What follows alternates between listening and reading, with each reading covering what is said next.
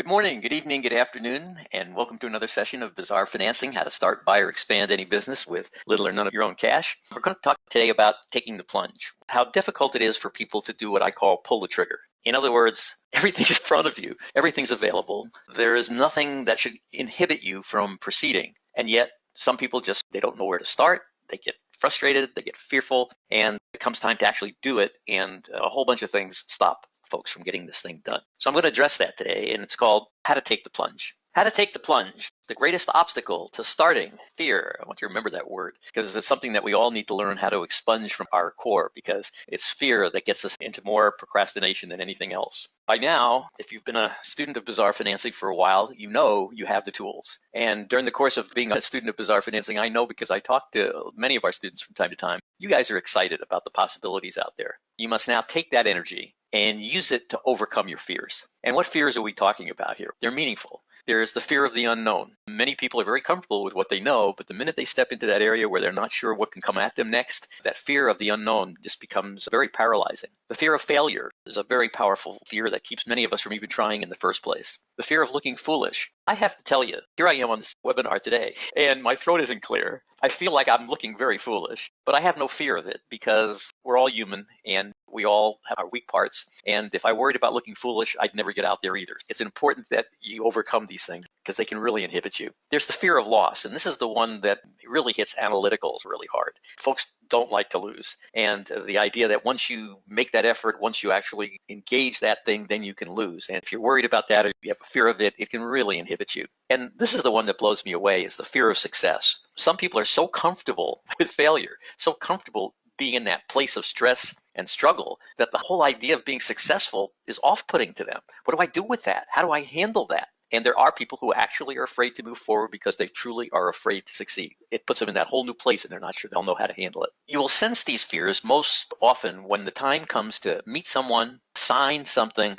or do something that you do not feel prepared to handle. And the reason it's important to get a sense of that is when you know when you're going to come across these things, it gives you the opportunity to prepare yourself because you can anticipate them, and with anticipating them, you can start to get mentally prepared to overcome them. Successful people have the same fears as unsuccessful people. The difference is successful people proceed despite the fear. I find myself in situations many times with as much as I know and as many times as I've experienced them where some fear sets in, but I just don't let it stop me. You just push through it and you recognize that it's actually a fairly flexible emotion, meaning that you can really push it. And when you push it, it does tend to go away. To overcome the fear, preparation and planning, key. If you're prepared and you've really planned out what you're going to do, it tends to help overcome those fears. You take the simple steps first because that gives you some confidence moving forward, and you start to see moving forward isn't as bad as you may have thought it was. And if you can adopt a mental attitude on your first attempt to do anything that it's only practice, somehow when it's only practice, we don't fear it because after all, it's only practice.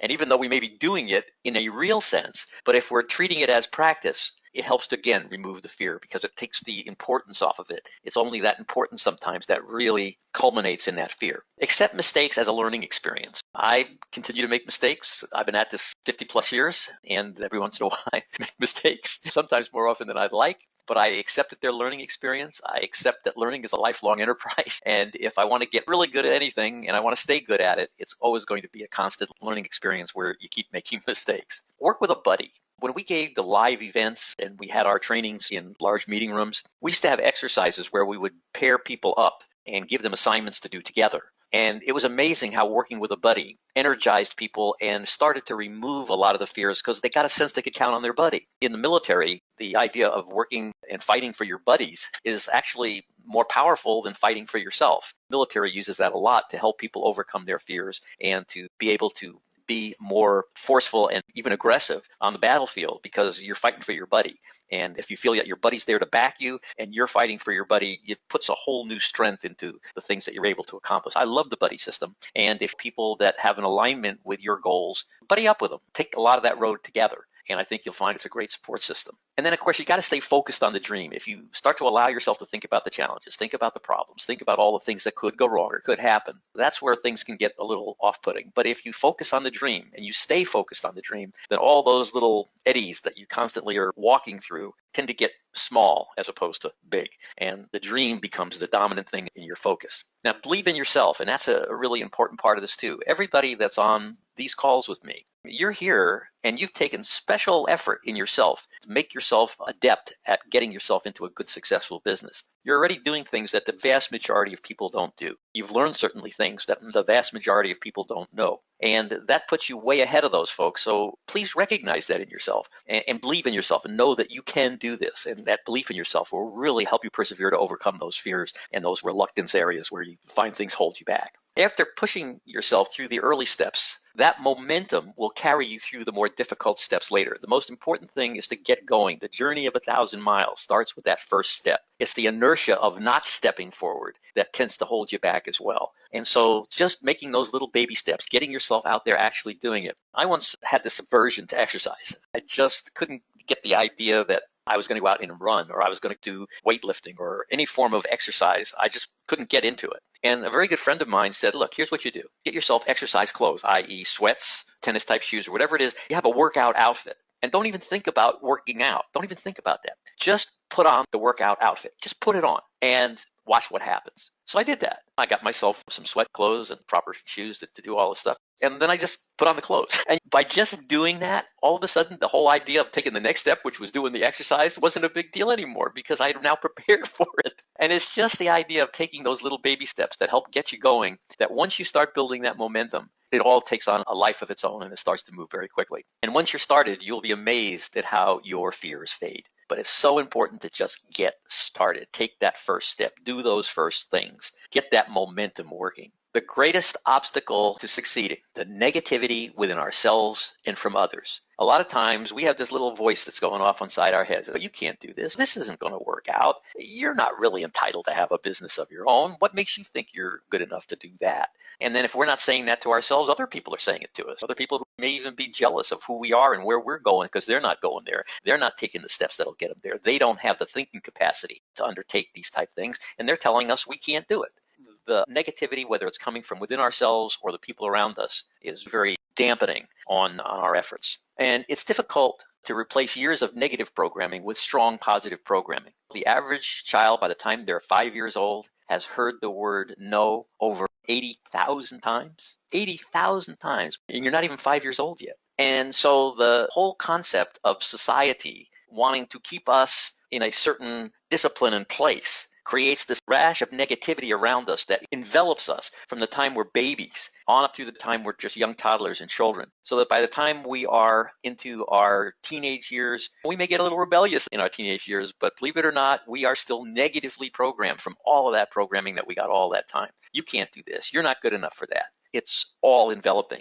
And yet to be successful, we must first master those pervasive little voices in our own head, that little voice that constantly is telling us what we can't do and what we shouldn't aspire to and what we're not worth. Very pervasive little voices. And we discuss in Bizarre Financing the tools and the techniques for taking more control of our subconscious and the little voices in our head to start turning those into positive voices. And it's really key to getting out and getting our momentum going and getting ourselves to really energize for that positive view that we want for ourselves. We must convert them from those little voices, from the no, I can't, I'm not, to the yes, I can, I am. And this is perhaps the greatest challenge of all, and it's one of the things that you must do for yourself. And for the next 90 days, if you're on this call today, I'm going to ask you to write this down on a piece of paper somewhere, put it down on a note that you're going to make to yourself, and do this. And then for the next 90 days, you must concentrate on replacing the negative programs with their positive counterparts and building your strong self-image of that person who can do anything you set your mind to, as that person who has the capacity to be incredibly successful in your own business, and to start building that image about yourself, because you're going to build an incredible building on yourself as the foundation. But if your foundation isn't strong, you're not going to be able to build a really tall building on it. And creating the strong self-image is an essential part of what you need to do to be successful. And fortunately, we cover it in the early chapters of Bizarre Financing. And if you haven't reviewed that in any while, go back there. Go back and remind yourself how that's done, and then undertake that 90-day exercise. Now, if family, friends, or work associates are negative towards your goals or self-image and insist on sharing their negativity with you, you must distance yourself from them. And I know that's hard for people because they're my friends, they're my family, there's a bond there. I can't just ignore them. I can't distance myself from them because they'll be insulted, they'll think ill of me, all that stuff. If your family and the people around you aren't positive towards you, and they don't get it that you need to be in a positive place, and then you tell them, look, I don't want to deal with that negativity. I really need you to be positive with me. I need you to support my efforts. I need you to let me know that you have faith in me, and they're not going there. Then the smartest thing you can do, at least for a foreseeable time into the future, is to distance yourself from them. Because if you do not, they will keep pulling you back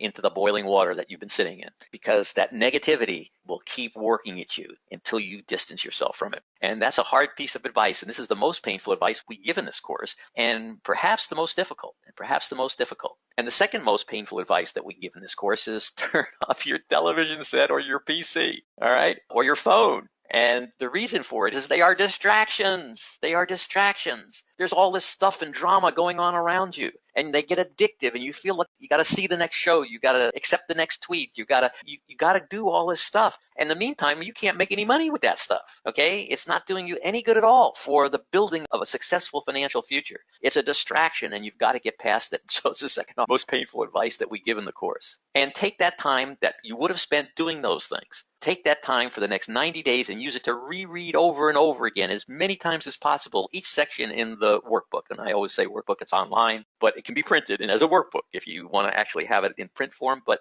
if you access it with your PC or your tablet, it's a workbook. And if you review as many times as possible that section, if you're spending the same time you would have spent watching an hour TV show for the fake laughter and fake applause that go on in the sitcom, okay, if you took that same time and you reread one of the important chapters that gave you a key tactic or a key method or a key concept that could help get you into business, or an idea that would help you develop a new product, or whatever it is that would make your financial efforts successful, just think of the difference in your life outcome if you took that same time and put it into the constructive tools and materials that are around you, and especially within the Bazaar Financing course. So you use that time plus time driving in your car to re-listen over and over again to the audio portions of this program. You caught in traffic? Think of it as a blessing, okay? I got an hour. I'm going to be sitting in this car for an hour behind that silly driver in front of me who's texting and doesn't even advance when the traffic advances, right? And so you sit there getting frustrated. You know what? You're listening to a great audio. Your mind gets caught up in all the stuff that you're hearing and rehearing, and all of the methods and techniques and the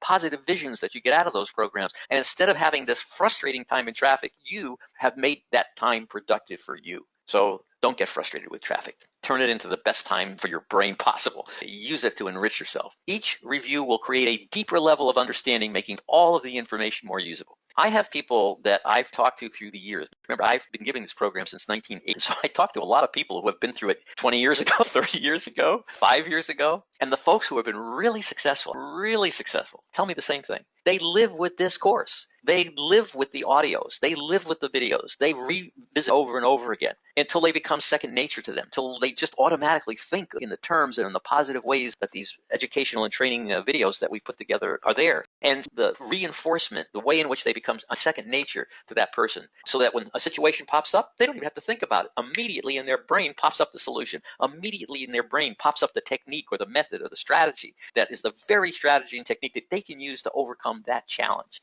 This is very powerful stuff, and the people who are the most successful use the tools to so heavily reinforce it in themselves that every tool, every technique, every method literally becomes second nature to them. The next 90 days is a period of behavior modification, because if you aren't smashingly successful, you are in need of some behavior modification. You are. And that's true of every one of us. If we're at a place where we're stalled, we need some behavior modification. The definition of insanity is doing the same thing over and over again, expecting a different outcome or a different result. If we're not getting that different result, then it's time for some modification. There's something going on inside of us that's getting in our own way. And I'd like you to think of the next 90 days as your opportunity to clear that, get past that, and change that and modify that behavior so that the new behavior starts to work for you. And now you have a chance of getting out of that niche or that rut that you have been in and onto the success that you're looking for. And it will require tremendous self-discipline to overcome the habits of a lifetime. We're creatures of habit. We get in the habit of doing the same thing the same way over and over again because that's human nature. Okay, and we've tried to change it, and if we only think about it for a few days, then a few days goes by and we're right back in the same habit again that we were before.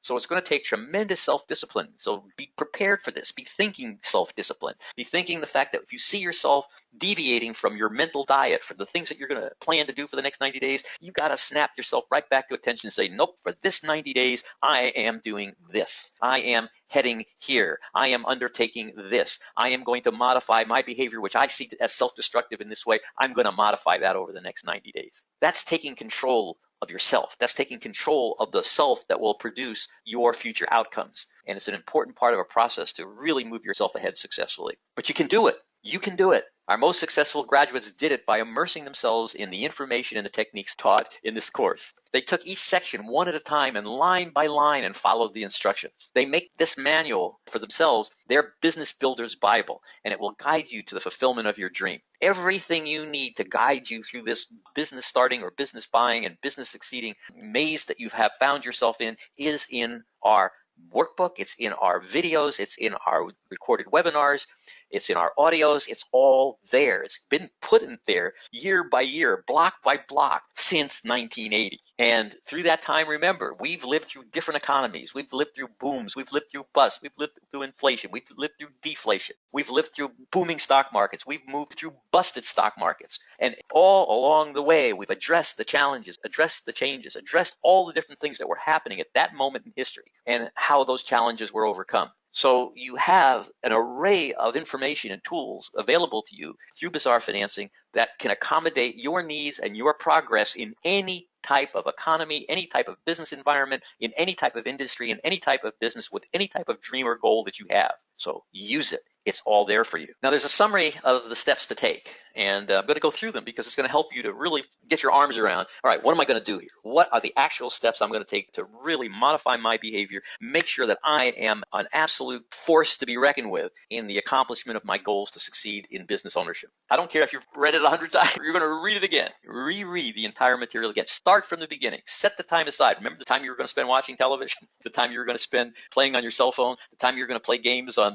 your tablet or on your cell phone. All that time is going to go away now, right? You're going to reorient that time. You're going to reread the entire materials again. And you know what? When you do that, I will guarantee you will see things in there you didn't see before. You will read a concept or a method or a strategy, and you'll read that and you say, I read this before. I never saw that. How did I miss that? Because that's the way the human mind works. You don't catch everything the first time through. And it isn't until you read it the second time, third time, fifth time, 10th time, that all of a sudden that idea jumps out to you and it has meaning to you that it did not have before. And that's when you're starting to master those methods, those techniques, those strategies, the ways in which these deals can get structured. And all of that starts to become more usable for you and more real to you and more accessible for you, more on your fingertips and the ability to grab it and grasp it quickly. And you're going to get a feel for the techniques, tools, and strategies that you didn't have before you went through this rereading, this re-listening, this re-watching that you do during this period of time. You're going to listen to the audios as many times as it takes for you to feel ownership of the material. It can't be something that I know where to find it if I need it. No, it cannot be that.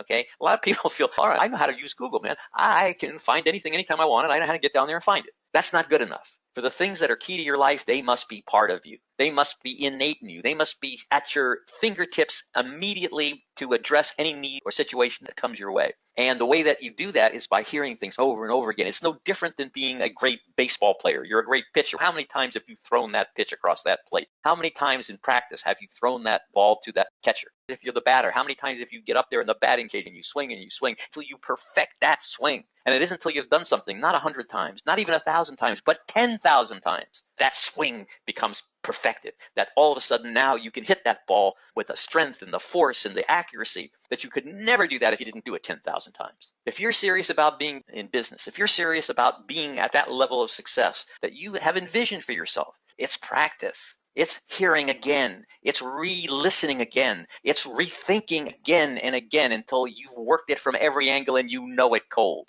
You want to prepare your financial statement, both business and personal. You're going to get asked for it, right? You're going to get asked for it. You want to get a loan, a personal loan, a business loan. You want to be the buyer of a company. You're going to want to see your financial statements, especially if you're going to owe them some money as a result of the transaction. All right? So you got to have it. You got to have it. All right. Now, maybe yours looks like garbage. And you say, wait a minute, I don't have any. I don't have any net worth. I don't have any cash. I don't have any this. I don't have any that. There is that negative voice again. All right. So when I see this, prepare your financial statement, business and personal. If my financial statement looks like garbage, okay, then I want to figure out, how do I get it looking good? How can I get my financial statement looking good? I may not be able to do anything with my personal financial statement because that's just me, right? But maybe I can do something really good about my business financial statement. In other words, I form a new entity. It's my buying company. I have an investor or people who have strong financial statements that are akin to me or like me, that I've impressed, that I find that they're willing to look at business ventures with me, not even necessarily buy, but they're willing to look at them with me. So I form my company, and then I put together a financial statement of the owners, a composite of the owners of the company. Now, anybody that company looks at, well, we want to borrow some money, the seller wants to see our financial statements to know if we're real, that's what we show them,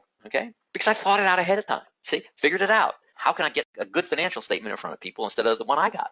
But I got to prepare them, and I want to get them together in advance. I want them ready. Somebody asked, I want it ready. So I want to start this 90-day concentrated period for subconscious reprogramming. Now, I'm 75 years old. My subconscious is pretty well programmed, but it was pretty well programmed when I was 30. It was pretty well programmed when I was 40. It was pretty well programmed when I was 20. And in those number of years, it got pretty well programmed. However old you are, that subconscious programming has been resident in your head for the last 10 to 15 to 20 years of your adult life. It's set. And you ain't going to get rid of those bad parts of it if you don't take 90 days of a concentrated period for doing specific techniques that will tell your subconscious that it's wrong about you, and to reprogram it for different expectation, to see different things, to bring different things to your attention, to unpin your self-confidence in a way that it doesn't today. And that's going to take a concentrated period of time. But remember, there's a section in the workbook. It's in the A section that we go through the reprogramming of your subconscious mind. Go to that section. Let it lay out for you what you're going to do over that next 90 days. And then you select a regular time dedicated to this activity, and you stick to it.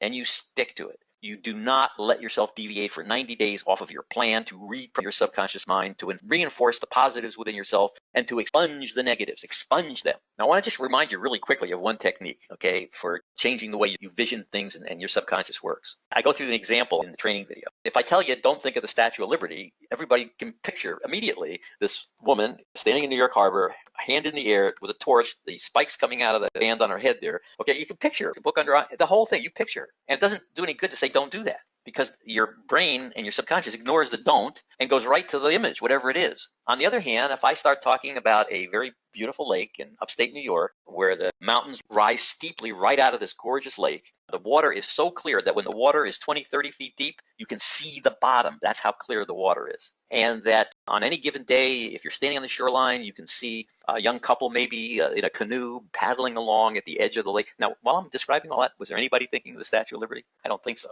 Because your mind replaced the Statue of Liberty with this other very positive and very enjoyable image. And that's the way you reprogram your subconscious mind. You don't tell it not to do stuff. The minute you feel it doing that negative stuff, you snap yourself to attention, and you have ready and waiting positive images about yourself, about the things you want to accomplish, the things you want to do, that you immediately start to think about and push the negative thought out of your head with those positives. And you do that over and over again for 90 days, and you will have expunged those negative thinking processes out of your head. But you got to do it, and it's got to be repeated over and over again with energy and enthusiasm and emotion put behind it. And that's what drives those negative images out of your head. So there's a method there. Okay, I go over it in great depth in the materials. Use the funnel approach to zero in on your dream, and use meditation and visualization to refine and enhance it. Putting those positive images in your head, thinking them through, visualizing them, allowing yourself to see, so that in your mind you're seeing the outcomes that you want for yourself. You're spending the time relaxed at times, sitting in a quiet room all by yourself with nothing going on but silence around you, maybe even darkness, your eyes closed, and envisioning the fine future that you want for yourself. That's telling your subconscious mind exactly what you want.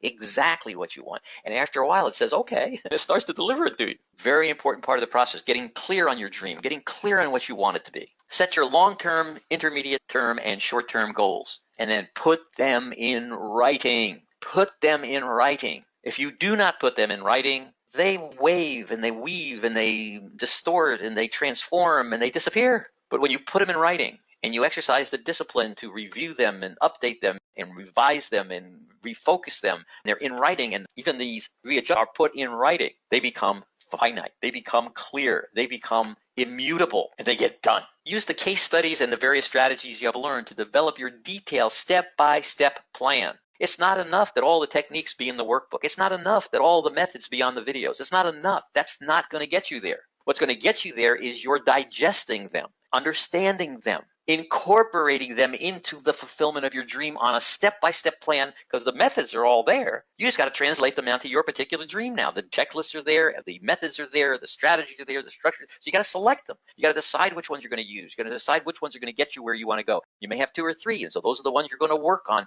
to make happen. Different strategies, different structures. But you're going to know where you're going, and you're going to set it out in a step-by-step plan. In writing. In writing. It won't move on you that way. If you have a bad day, it'll still be there. If you get discouraged one day, it'll still be there. If you don't do that, 2 or 3 days of discouragement in a row, I'll guarantee you your plans are out the window, gone forever. You can't win that way. You can't win that way. You have to have it in concrete. Now, that doesn't mean that if you keep doing the same thing over and over again and it's not getting you where you want to go, just because that's your plan, that doesn't mean you don't shift or you don't change. But you have the tenacity built into the writing. And at some point, if it needs to change, yes, you have to change it. But it'll be a conscious change, not because you just gave up and quit because it wasn't in writing and there was nothing that carried your momentum through. Take action and believe in yourself. Okay, take action. This is the hardest part, but the journey of 1,000 miles begins with a first step. And the very thing that you're going to do in this 90-day diet is you're going to start taking some actions. You're going to set goals. You're going to put them in writing. You're going to do this. That's action. You're not being passive anymore now. You're taking action. You're not sitting there saying, oh, I'm going to do this tomorrow. Next week, I'm going to get around to getting myself into the things I got to do to get in business. Next week never comes, guys. Next week, those same habit patterns that had you wait until next week are going to that week have you wait until the next week. And after that, the next week. And after that, the next week. And I'm sorry if I sound like a broken record, but if I don't repeat this, a lot of folks won't get it. So it's important that you get it.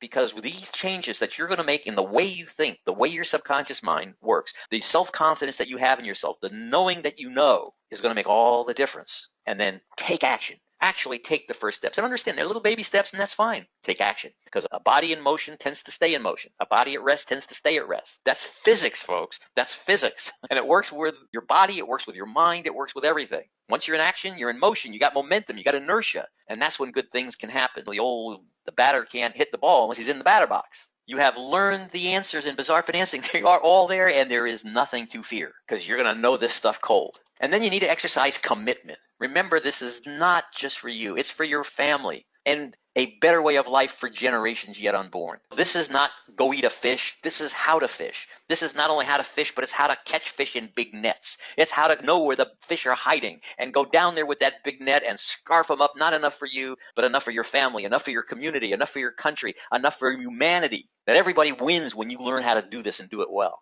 Review and realign monthly at first and later every 6 months. No plan is perfect out the door. No plan. You could know every piece of our materials cold and write a plan for yourself. And at some point, you're going to review that plan. And I don't care how good you were when you wrote the plan the first time. You're going to review it. And you're going to see, in light of what's happened, how is the plan working out? What's not working in the plan? What's not getting me where I need to go? Where is this plan breaking down a little bit? And you're going to review it. And you're going to fix it, but just in writing, and you're constantly going to work with it. And you're going to realign it monthly. I would have a set date. On the first Sunday of every month, I sit down with my plan and I review it. And I say, over the last month, where did this get me? What went right? What went wrong? What went wrong a bunch of times? Is there something I should be doing differently so that it starts going right? Review and realign monthly. Your plan is a living plan. It deals with people. It deals with occurrences. It deals with things going on in the environment around you. It goes on with shifting politics, shifting economics, shifting people's attitudes, shifting contacts that you have. You got new people you know now that you didn't know before. And now that you know those people, maybe you can leverage that relationship to do something you couldn't do before. So you got to constantly review and take stock of what do you got now that you didn't have then that you could leverage better than what you planned for the stuff that you didn't have at that time. Okay? You got to keep reviewing it and keep working with it. You want to clean up your personal finances. There is nothing that puts more pressure on people than having to worry about getting their freaking bills paid, than worrying about what's going to happen if I can't meet my rent payment. What's going to happen if this big bill comes due and I don't have the money for it at the time that it comes due? What's going to happen if? The best way to handle that is you get your finances in order, okay? And by that, it means that you take a really good stock of what your living expenses are. You cut them back wherever you can. You make sure that you've got more coming in than you have going out, even though it means sacrifice. But now you're building up stuff instead of tearing it down. Now you're getting stronger every day instead of weaker every day. Now you're starting to feel more comfortable in your own skin than you were before, okay? And cleaning up your personal finances is a really big thing so that you relieve yourself of all that pressure. You know that things are now heading in the right direction, that the base under you is getting better and better every day. And clear up your short-term obligations, those things that hit you all the time, and keep creating some of that negative thinking because how am I going to handle that? How am I going to take care of that? The less things you have gnawing away at you, the less things that are coming at you negatively automatically get stronger. You want to pay off or renegotiate debts which cause high monthly obligations. If you got a high monthly obligation, okay, then maybe you can stretch it out over a longer period. You can renegotiate it so that you don't have to pay as much every month right now, and that'll help relieve you of some of that pressure. Tighten your purchasing of non-appreciating assets. What are you spending money on that isn't doing you any good? And how do you stop that? Think it through. There'll be ways. Clear up your credit if possible. Start an emergency fund. All these things just make you feel better about life and yourself. Form your purchasing business as outlined in the Everything Wholesale Manual. If you don't have a purchasing company, you are missing the boat, okay? I have National Diversified Funding Corporation. You know that, right? That's my main company, actually. I have DBAs up the wazoo for that company. I have National Diversified Home Care. I have National Diversified Decorations. I have National Diversified Media. I have National Diversified everything. So that whatever I need to go out and buy, I don't care if it's personal or business, I buy it under that DBA. Why? Because that enables me to negotiate it as an industry insider of that industry, and I'll get the doggone stuff wholesale. I'll get it below wholesale. I'll get people who want me to have one, because if I'm in that business, they want me to know about them, they want me to use their product, and they want me favorable to their product, and they'll either give them to me sometimes without even charging me, or they will charge me a very low amount because they want me to be familiar with their product. So Everything Wholesale Manual, it's in the tools. It's in the tools section of the website. Go in there and get that. Reread that. Use it to set up your DBA, your buying company. It'll save you a fortune. It'll take a lot of financial heat off you. You'll see how easy it is to form a business. You form a DBA and you got a business. You form an LLC and you make that LLC your buying company.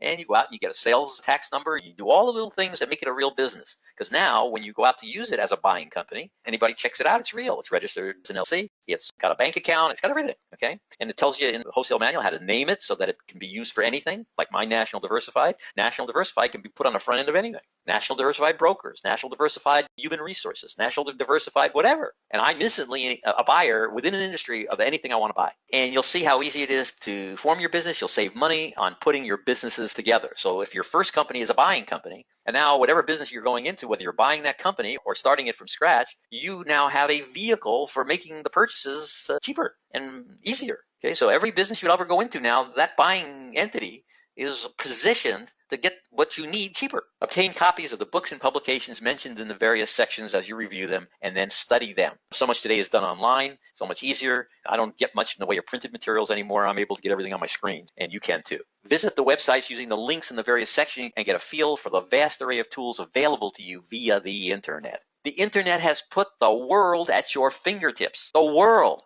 And even things that only take place in foreign countries, the internet tools, Google, will translate it for you. So before, you didn't know French, you couldn't find out about that because it was a French thing. It doesn't matter anymore, okay? You get adept at identifying the key phrases and words that describe what it is you're looking for information about. You are powerful today. Nothing can elude you anymore. And you don't have to be rich to get the knowledge and the know-how. It's out there. It's available to you. And you want to practice the creative attitude in all aspects of your life. Defer judgment, think positive. Be a solution to the problem instead of part of the problem. Don't take no for an answer. I love this about young kids, where they're still in that barrage of the word no, right? But they're not at the point where no means no yet, okay? So they keep asking, Mommy, can I have this? Daddy, can I have that? And no, no, no. And they hear it thousands and thousands of times, but every once in a while, Dad or Mom gets tired of saying no and say, yeah, okay, all right, have it. The problem with adults is they learn to take no for an answer at some point. You're an entrepreneur. You don't take no for an answer. Not if it's something you want, not if you believe in yourself, not if you know where you're going. Not if and you believe in your heart and your soul that this can be done, this can be yours. Begin your search for the right business. Decide on buy or start. Are you going to be buying this company that you're going after, or are you going to be starting it? Because you can get there either way. I prefer to buy. Buying's head and shoulders better than starting. For all the reasons that I hope you know. If you don't, go back and read the text. Because there's 1,000 reasons why it's better to buy than to start. But either way, know where you're going. Choose several approaches, then start to concentrate on the one or ones that suit you best. It doesn't matter that somebody used a technique and it was highly successful and it was exactly what you wanted to do and the technique worked great if the technique doesn't fit you. So what I mean by that is 4 personality styles, right? Promoter, analyst, supporter, controller. The 4 personality styles are different. You got to know which one you are. And you want to use the techniques that fit your personality style. And the fact that somebody was a promoter and you're an analyst, but because they were a promoter, they went out and used this technique, and boy, it worked great for them. That doesn't mean that technique would work great for you, because you may not be as good a communicator as they were. You may not be as open and as friendly and as warm and as appealing to that other party as they were. So you got to go at it the way an analyst would go at it. Okay? The beauty of all of our techniques and our methods is you can pick the ones that are going to work best for you. You're not stuck with any 1 or 2 or 3 or any 100 for that matter.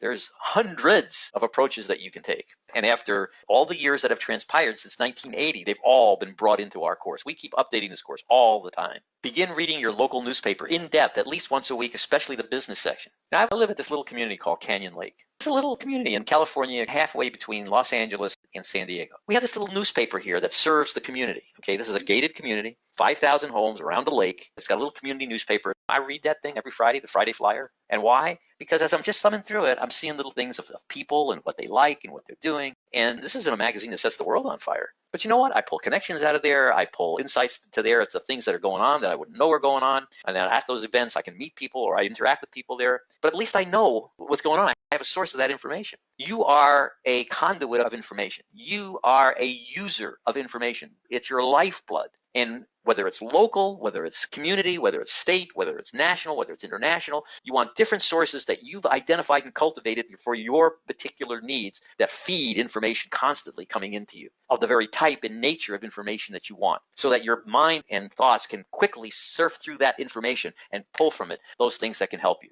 And you're going to kiss a lot of frogs before you kiss your prince, right? Okay, and so you're a lot of information. It doesn't matter. Oh, hey, look at this. And you know what? Your subconscious, once it's programmed right, you'll glance at the front of a newspaper and your eye will go right to the article that's the one you need to see, because your subconscious mind will pull it from the environment for you. That's one of the beauties of the human brain. It's incredible. You just got to get the tool trained right. Subscribe to one or more publications that will keep you informed on critical shifts and trends, or that can stimulate new ideas. And your list should include things like Forbes magazine or Entrepreneur. Entrepreneur has been one of the most fantastic magazines for entrepreneurs, and it's been that for the last 40 years. Its publication is pretty old now, but they've kept it relevant. They have wonderful articles. They tell you what the hot anything is. They give you case studies and stories about people who have succeeded in different things in entrepreneurship. Yeah, there's a lot of garbage in there, and there's a lot of hype, and there's a lot of stuff in there that probably doesn't have any value. But all you need is one good idea and a page for the time you spent reading that magazine that week or that month. Okay, the Wall Street Journal. It ain't what it used to be in many ways, as many newspapers aren't. But the Times, the New York Times, the LA Times, business section still tells me a lot of what's going on out there. The Wall Street Journal, they have that wonderful column on the left-hand side of the front page. You scan down that real fast, and it tells you, bang, all the articles that are in that Wall Street Journal.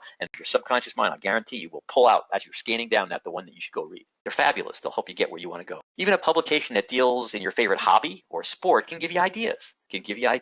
Make time for browsing the internet as a way to search for information, new ideas, and possible business opportunities. Get out of the house and start meeting the people. We talk about couch potatoes, right? All that time you spend sitting in front of that TV set, all that time you spend on the computer playing games, it's all dead time to you. Dead. Get out of the house. Start meeting the people who are necessary to achieve your goals. I tell this to everybody. One of the most valuable things you can do is pick a charity. Pick a charity, any charity. The Heart Association, United Way, anything to do with any of your major diseases, any of your social benefit groups. All those charities, all of them have benefactors, people worth mega money who are supporters and behind those charities. And they attend their events. They take part in their fundraising drives. They are involved. They're usually there because of a passion. My brother-in-law died of cancer, so I support the Cancer Society or whatever it is, because I got a reason. I got an emotional reason why I really want that organization to accomplish something and be successful. And I care. And you know what? When I meet somebody else there who cares, I automatically care a little bit about them. And they automatically care a little bit about me. And we automatically have something in common. And we automatically have an opportunity to talk to each other and share what's going on in our lives if you pursue this properly.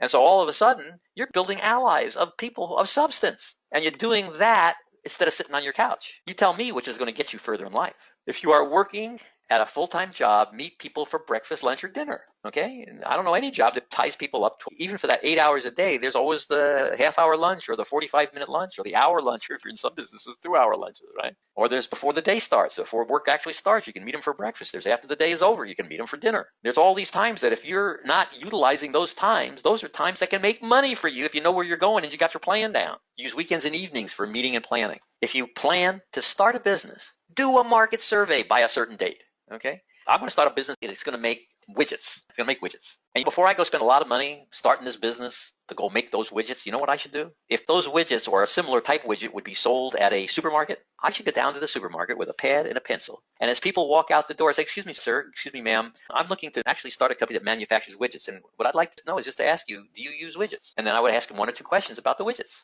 People will stop. They'll talk to you. They'll tell you what they think of widgets. They'll tell you if they buy them. They'll tell you if you ask them how much they'd spend for them. They'll tell you a whole bunch of stuff if you just ask them. And then you gather that data because you ask it in an organized way. right? You're asking a very specific, predetermined set of questions, and you're asking it of enough people that by the time a few hours has gone by and you've talked to 20, 30, 50, 100 people, however long that takes, you got a pretty good idea of what your buyer of widgets is going to think about the widget you're planning to make, because you're going to ask the right questions. And then instead of spending a whole bunch of money doing something that ain't going to work, you can avoid spending the money. Or if you learn what it is that really is the hot button of people who want widgets, man, you're going to design your widget so it's got plenty of that. Contact one potential investor per week. I don't know any investors. You ain't doing any charity work if you don't know any investors, okay? You haven't spent any time on the internet identifying angel groups. You don't even have to spend time on the internet. Just go into our research center, go into the place where we talk about the different sources of raising money, right in Bazaar Financing, and you'll see dozens and dozens of links to angels, dozens and dozens of links to venture capital, dozens and dozens of links to every type of entity you would want to finance your business. So don't tell me you don't know any investors. You just haven't taken the time to go learn and find investors.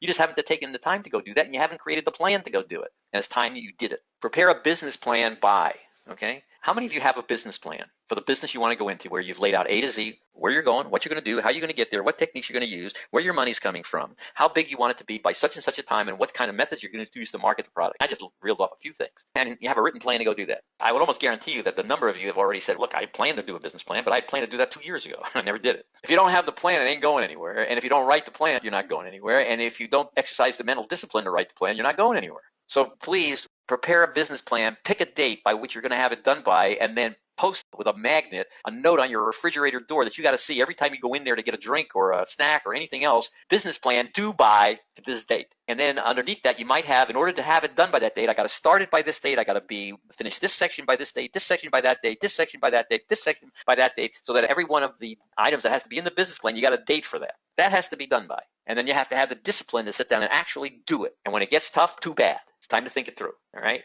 You do that, and 90 days from now, you're going to be in a way different place than you are today. Now, if you're sitting there saying, for example, I just use accounting as one of the things that you should know in business. You should know something about accounting. You shouldn't be an accountant. That's not necessary. But you should understand a debit and a credit. You should understand a balance sheet. You should understand a P&L. You should understand a cash flow statement, because you're going to get those if you go out to buy a business on the companies you want to buy. You got to know what you're looking at. So it might be really a cool idea to take accounting 101, some community college. If you are comfortable with your accounting, but you're not really good at sales or marketing, you might say at the local junior college here, can I get a course in marketing? Probably. Can I go online and take a course in marketing? Probably. What do you need to get better at? Okay. Find a class for it. Find a training for it. Pick a date by which you're going to do it, and do it. If you're planning to buy, you need an activity plan. You need something that keeps you in motion. So you're going to develop a plan, and that plan might be call 5 ads per week. In other words, you're going to look in businesses for sale. You're going to look on the internet. You're going to look at all these different places where you can identify people who are advertising that they have a business for sale. And you're going to commit, call 5 ads per week. After a while, guys, it's the law of numbers. You make enough calls, you're going to get occasionally a yes. You're going to occasionally get somebody who says, I was waiting for somebody to call on that ad.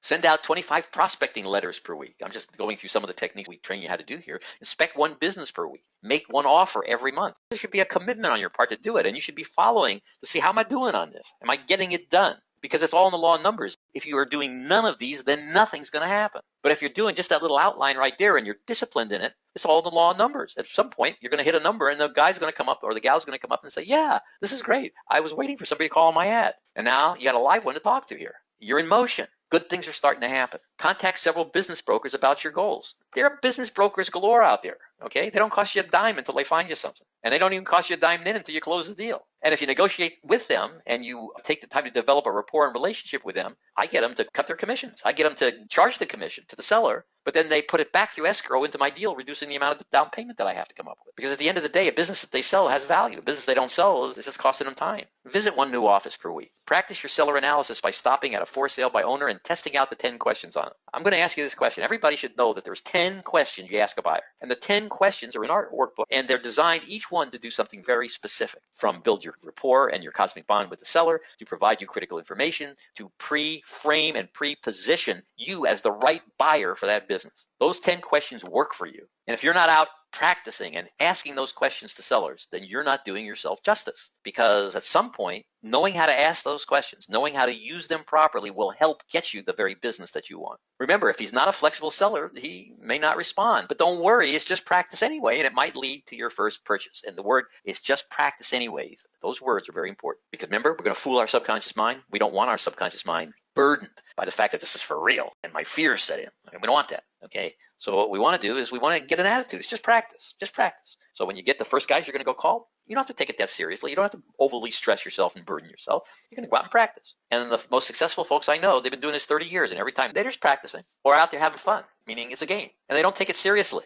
Right down to the closing, they don't take it seriously. When I say don't take it seriously, believe me, they're disciplined about it, but they're not in love with the business. They're not anything until the deal is done. And up until that point, they're doing what they know they have to do, and they're enjoying the journey. They're enjoying the process, and they're allowing themselves to be themselves in the process. And that's when life gets really fun. But to be there, you got to know the stuff in Bazaar Financing cold.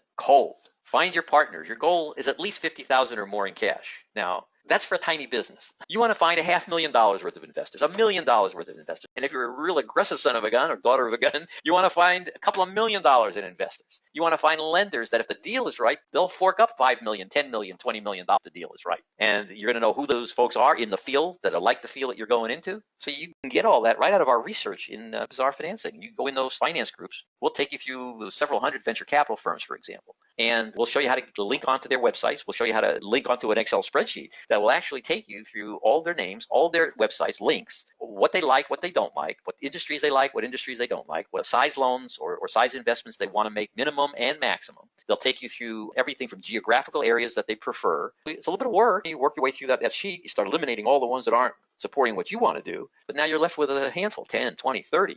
They're right on the money for you. These are the guys who love to be part of what you're doing. A little bit of homework, but I don't know, time well spent. A charity you like and take a project by and then write a date in there. If you aren't doing charity work, you are missing out on the golden opportunity for an entrepreneur to hobnob with the movers and shakers of your community. That once you establish a commonality with them, and you're already halfway there because they're at that charity because they believe in that charity and like that charity, and if you're harmonizing with them right there for that, it isn't a far reach for the next step to find that they're interested. What do you do for a living? I do this. Okay, what do you do? So you're now having a conversation. This is as natural as falling off a log. And if they like your projects, they like the things you're working on, don't be surprised if they say, can I get in on that with you? Because wealthy people, guess what? They have money to invest. Don't like leaving it in the bank account. They want to see it out in a nice project somewhere, making a lot of money for them. It's hard for people who need money for businesses to realize that at country clubs, at these charity organizations, that these folks with lots of money hobnob with each other. And a subject of conversation is finding great things to invest in. They got to do something with their money. And you should have answers for them. You should have a way that you've created for yourself to have access to them. And then you should create a plan, a pitch, a way to bring to their attention what you're doing. And if you do it right, you don't even have to beg for the money. You just let them know what you're doing. And in fact, the best fundraisers I know, or people for raising money out of these groups, are people who do not seek directly the money. They just tell people what they're doing, okay, and the great returns that they're looking at for their investors. That's it. And then lo and behold, a lot of times those people will just turn to them and say, can I get in on that with you? See, if you're out there trying to beat the bushes for money, you're beating a bad bush. You put yourself in the vicinity, in the presence of people who have the money. You put yourself in situations where discussing what you're doing and your plans and where you're going is just a natural part of conversation. And then the fact that they have money, they will then come to you and say, can I get in on that? Establish relationship with the professionals. Sooner or later, you're going to need them. Attorneys, accountants, appraisers, bank and loan officers, other lenders, local zoning and planning officials, management consultants. So you want to have people that are in your contact base that are in all of these areas that are conversational to you. You can just call them and say, hey, John, I'm working on this. What do you think? You do that with the right attorney. He's going to say to you, if it's the right attorney, he's going to say, I've got a client that does that. Or I've got a client that just did this with someone would probably work for you. When I say work for you, his company would finance you, would provide marketing services for you. Whatever it is that you're having this conversation about. You got allies, okay? You got people who extend your reach, extend your access to resources. Use our advisor line. Call 805-497-1000, 805-497-1000, our advisor line. You call us, okay, if you have a question, for answers to important questions and referrals to needed resources if you need them. Develop a clear mental image of your target company. Okay, you've all heard me talk about RMA annual statement studies. Okay, so I know if I'm going into a certain industry, I find out the NAICS code of that industry, the North American Industrial Classification System, and you can identify the code number for any particular industry. You send that to RMA annual statement studies, and we can do that for you. We're members of theirs, and you can get a statement study that shows that industry and what all the critical ratios are for that industry regarding their financial statements. So with that RMA annual statement studies, you will know everything you need to know about the company you're going to be looking for. You're going to know what their sales to asset ratio is going to be. You're going to know what their debt to equity ratio is supposed to be. You're going to know, and once you know all those things, you know exactly how to construct a financial statement for a company you haven't even seen yet. Because if you just know the sales to asset ratio of a company. Okay, and you know you're going to go for a $25 million company in sales. Well, once you know that ratio, to support that sales requires a certain amount of assets. Then you know the debt to asset ratio. So if you work all these ratios backward, you will construct a financial statement of a business you haven't even seen yet. So that helps you get a clear mental picture financially what a company's going to look like that you're seeking, and you haven't even seen the company yet. And then you start to think about where's it going to be located, what part of the country, what is the physical facility going to look like. And you start to create this clear image. What's it going to be like to manage a company like that? What kind of employees am I going to have reporting to me? So you're painting an image for your subconscious mind. And once your subconscious mind gets it, this is what you're looking for, get out of the way because it's going to find it for you. You want to make an offer on a business or location you would like to own. You're going to get the feeling for what it's like to be turned down for presenting a creative offer. Do you know I get turned down constantly for the creative offers I present to businesses? They say, I'll never do that. That's crazy. Why would a seller ever do that?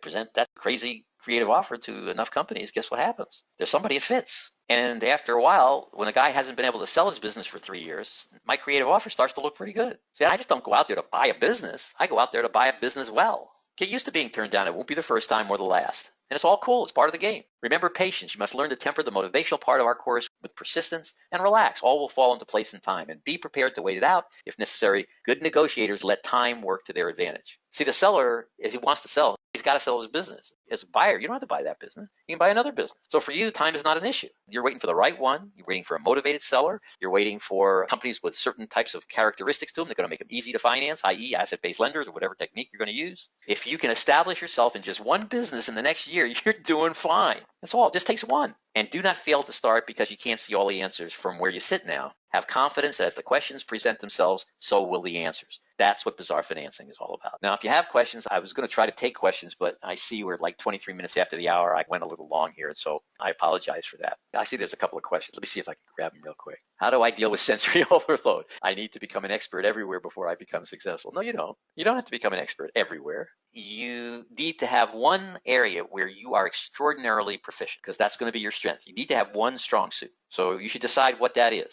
What is it that you feel is your innate strong suit? Are you great in sales? Are you great in production? Are you great in purchasing? Are you just pick the area of business that you're great, pick the field that you feel that you have the most expertise in, and just accept that that's your specialty, and then start surrounding yourself with others who have the strengths in the other areas of the business. You can hire them, you can partner with them, you can joint venture with them. There's lots of ways you can work with other people. You don't have to have everything. So pick the area that you want to focus in. Make sure you're strong there so that other people want you to be part of what they're doing because you're so strong in that area. They want that handled by you. That's what draws potential partners to you. That's what draws investors to you. All right. That's it for questions. And because we're so late, I am going to wind this up. So again, I want to thank you for your enthusiastic presence here today. I look forward to seeing you a month from now on the first Wednesday of November.